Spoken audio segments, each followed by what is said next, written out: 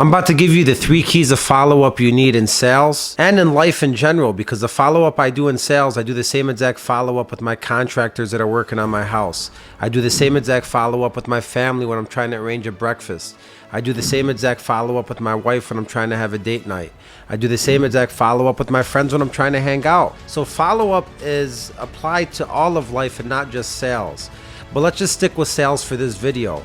The first step you want to do in follow-up is you want to build the relationship on the first interaction. The biggest mistake that salespeople make is that they think that the follow-up starts when you actually follow up with somebody. And that's not where it starts. It starts at the first interaction. How was the relationship you built on the first interaction with somebody? Did you go deep with them, or were you surface level? Did you figure out a lot about their lives? Did they figure out a lot about your life? Or was it a surface level conversation where you barely even know their last name or how many kids they have or what they want in their life? So that would be the first step. If somebody's not answering you at all and you don't get a lot of luck with follow-ups, I would question and ask, how was the first interaction and how was the relationship built? Because if somebody trusts you and likes you and you build a good relationship on the first interaction, I believe they'll answer your calls and your follow-up will be a lot higher, because people like you and they're picking up your calls. They don't want to not pick up or end you or ghost you, because they actually like you and you have a relationship.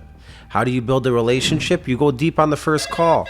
Figure out things personally about them, about their family, about their why. Share things about yourself. Make it seem like you're talking to a friend at a bar instead of selling. So that would be the first step. The second step is using all your resources. All salespeople, for the most part, have the same exact resources. You know, for me, at my desk here, I have my phone. That's a resource. I could call somebody and dial out.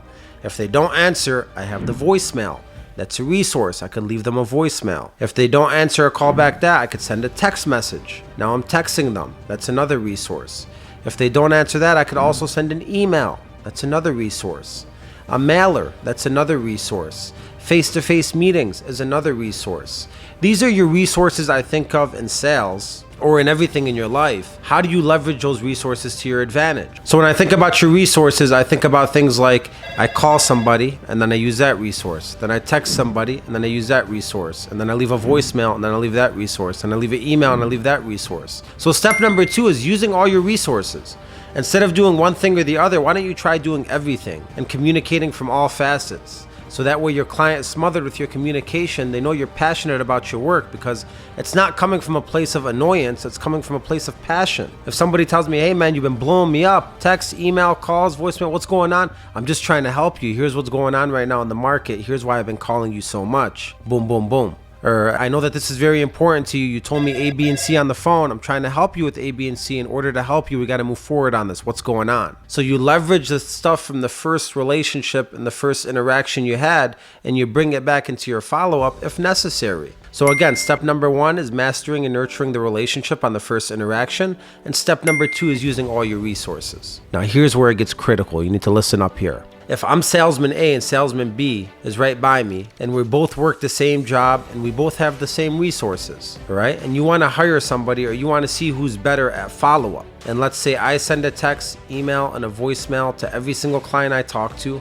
but also salesman B is sending a text, email, and voicemail to every single client they talk to. Then how do you find out who's better? If you have 2 armies and they're going to war and both armies have the same amount of weapons, same amount of ammunition, same amount of soldiers, how do you find out who's better? Did you get it? It's who uses their weapons better, who has better aim, who has better precision, who's quicker on their feet. That's who would tell me who's better. So when it comes in sales, if me and the salesperson B are using the same exact resources, you know who's better? Who sends a better text message? Who sends a better voicemail that's more energetic, that makes somebody want to call them back?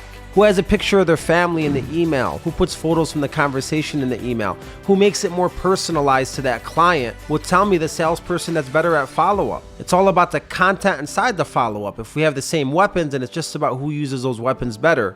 So I would resort to checking the content. How does your text message sound compared to yours? How does your voicemail sound compared to yours? How fruitful is your email compared to yours? And that's what will tell me who the better salesperson is. So those are 3 main ways to increase your follow-up. Number 1, build the relationship on the first interaction. Go deep, share stories, get stories. Number 2, leverage all of your resources. Whatever you're doing in life, list out all your resources you have to make you successful. Are you using every single one of them? And number 3, Now it's about the content in those resources. How energetic is it? How creative is it? How thoughtful is it? Who has better content? Who has better aim, precision, quickness on their feet? And the more and more you practice this every single day, the better and better you get. I mean, the more and more you use your gun and aim and shoot targets in the backyard, the better you're gonna get at shooting targets in the backyard. It comes with practice. So practice those 3 tips. Let me know how it goes. Like, share, subscribe to the channel with anybody you know or love. We're doing this for you. The Acez Academy community is waiting for you. Sign up on acezacademy.com. I hope you love the tip. I'll see you guys soon. Follow up with heart, pride, just like a lion.